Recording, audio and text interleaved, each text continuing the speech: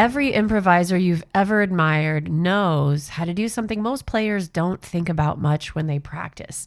They know how to really lean in to just one note, not rush past it, not be thinking of the note before, the note after, or a note they missed, but to really be aware and present in the moment with that note. The tone, the opening up, the intonation, the vibrato, the style, the pull of the bow, all of those details. And when you can let all of them live, that's where improvisation actually explodes. Today, we're going to talk about one note, the presence, the feel, and what happens when you stop rushing from note to note. Some questions for you. When you play, do you feel a pull to keep moving, to keep your fingers moving, keep your bow moving, to fill the silence, to get to the next note, to not let anything feel too sparse or too slow? Have you noticed that the most moving musical moments are often the quiet ones, the ones where we have space and not busy passages? Wouldn't it change your playing if you could be fully present in just one note or in the space between the notes and trust that presence and connection to be enough? And what if less is actually more, and holding out a note and creating space between notes is the most important part of the music? If we haven't met, I'm EP Archer, and I help committed adults who play the violin to create beautiful tone and unshakable confidence without compromising the music they love. And this arc is all about improvisation on the violin. This one note principle isn't a beginner exercise. It's actually more advanced than you might think. Miles Davis built an entire aesthetic around it. Regina Carter's ballad playing is full of single notes held with complete intention. Stuff Smith played a double stop note over and over, made it sing and made it swing. So the note isn't the starting point before the real music. The note is the entry point into a deeper feeling and a bigger expression. So let's talk about the different qualities that make a note ours. And sometimes those same qualities, if you're a beginner, intermediate, or even an advanced player, they are the reason we jump from note to note. They are the reason we don't stay on a note. So we have to think about our tone quality, our intonation, the shape of our dynamics, the distribution of our bow placement, our bow angle, our finger placement if it's a fingered note, that angle, pressure, and drop of the finger, the apparatus, and the frame of the hand. So many different things, relaxing the shoulder, sinking in, and allowing movement as we play. My goodness, that is a lot to think about with just one note. Even if you're playing an open string, that's a lot to think about. So it is in these thoughts and these connections to how we are really playing that we grow as a player, no matter what our level. And so once we have that, we add on to it style, shaping, vibrato, maybe a shifted note instead of a note in the first position. And that one note now has infinite expressive possibilities, different octaves, different timbres and textures, maybe a false harmonic, maybe a double stop. So instead of rushing from note to note or playing successive scale and arpeggio and exercise and jazz vocabulary passages, really feeling what you're doing. And the other thing that isolates and forces is, what note did you pick and why? If I'm going from note to note, it goes by so fast, I don't really have to justify, honor, or engage with my choices. But if I lean into something, it's just like when you commit to an instrument like the violin, you are leaning in. You don't play the violin for a month or, study or find a cohort for a month, because that is not going to serve you in the deep way you need to be served to be successful on the violin, to feel good when you play, to create an amazing sound. But when you commit, when you're all in, you know what that feels like. It's the same thing that feels so good when we commit to other humans. We decide to show up for them. We decide to show up for our pets, for our sons and daughters, for our kiddos, for aunts, uncles, family members who need us. That is a commitment to show up. And if you commit to that note, it raises all kinds of other avenues of expression. Why did I pick this note? Maybe the chord is a G major seventh chord, but you pick the note E, which is the sixth, and you lean into that E. And maybe it's in a high register or a low register. Maybe there's extra vibrato or not. But at that point, when you lean into a note, you get to really feel, honor, and commit to your choices. And Miles Davis is great for that. So is Regina Carter. But feeling that note as you play and committing to it. Maybe it's a color tone. Maybe it's a note that creates tension. Maybe it's a note when you're leaning in on that E over the G chord, you know you're going to a C chord next and it's going to be the third. And there's a more delicate resolution than having a half step tension release.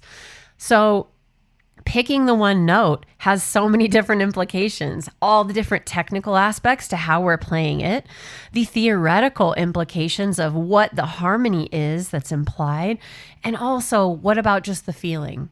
Well, how does that note make you feel? I know when I personally am playing major seventh chords or major sixth chords or chords with a ninth in it or an upper extension, all of a sudden, I feel like there are different layers to the emotion.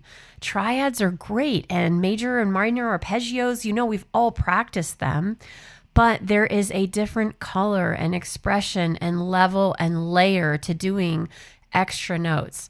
And that's when you get to being able to practice your scales in a way that you would have modes of the scale. You would be able to not just practice a arpeggio of a triad, but seventh chords, ninth chords, 11th chords, and eventually those modes and those chords become the same material, and that same note has a different meaning to it.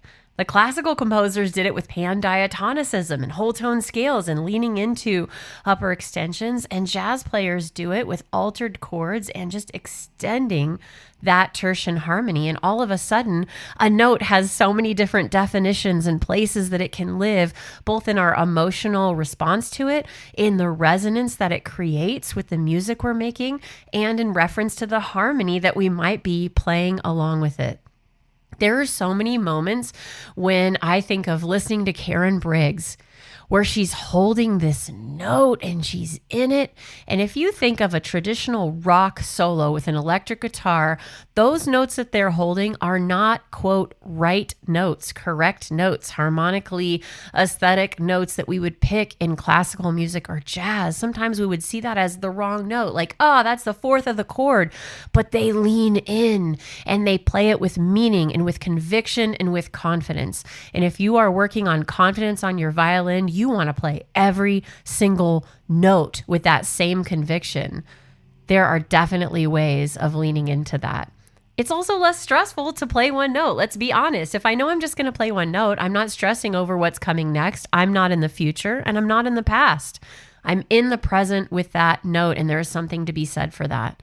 So in our flow connection research, flow states in improvisation are commonly reported not during the busy passages, but during deliberate moments of presence with one note, with space fully inhabited. That's actually how we get into the flow. And so what I would love for you today to try is just one note fully inhabited, because that's a complete musical statement. Our impulse to rush to the next note with the same impulse that creates tension in our technique, that creates tightening and stops the flow. We don't need to fill the space. We need to be with the space, with the note. Improvisation is such a wonderful way to practice no matter what style of violin or fiddle that you play, because it teaches you to trust the note that you're on. It allows the note that you select to be a bridge and to be an expression in and of itself. So here's how you can apply this today in 5 minutes or less. Put on a backing track of your choice, or even just a song with fiddle or violin that you love. Find a note that you like that goes with it. Just one note. Not a bunch of notes, not a scale, not an arpeggio, not a pattern, not a riff, not vocabulary. One note. Now I want you to play that note as many different ways as you can with the backing track. Maybe there's a sustained note. Maybe you swell and do a crescendo. Maybe you go from a vibrato to a full hand wiggle and shake. Maybe you play it as a shifted note. Maybe just in the first position. Maybe you switch fingers, switch positions. Short and rhythmic, soft, loud, non vibrato, with a martelé stroke, with a tremolo, pizzicato, left hand pizzicato. Find all the different ways that you can play that note and allow it to speak. Have fun communicating back and forth with the track that you pick. Then stop. Let the silence sit and allow at least 2 to 3 beats to pass by and jump in to that note again. And then experience the space. Let me know what comes up for you. If you haven't checked out the song One Note Samba, it's a great example of how one note can be super interesting and fun. And just remember that one note is the music, and the space between the notes is so important. It's part of the music. When we have a conversation with each other, we don't have a conversation with no space to think, to reflect, to feel, to absorb. And you need that with your music too. So let's get out of the habit of rushing from note to note. And let's also drop the identity falsity that we have to be playing a lot of notes to be a good improviser. We have to have this extensive vocabulary. We are supposed to be in the moment with at least one note because we're having a conversation. And if you teach students, this is such a great tool and tactic, because students that get nervous about playing many notes focus on one.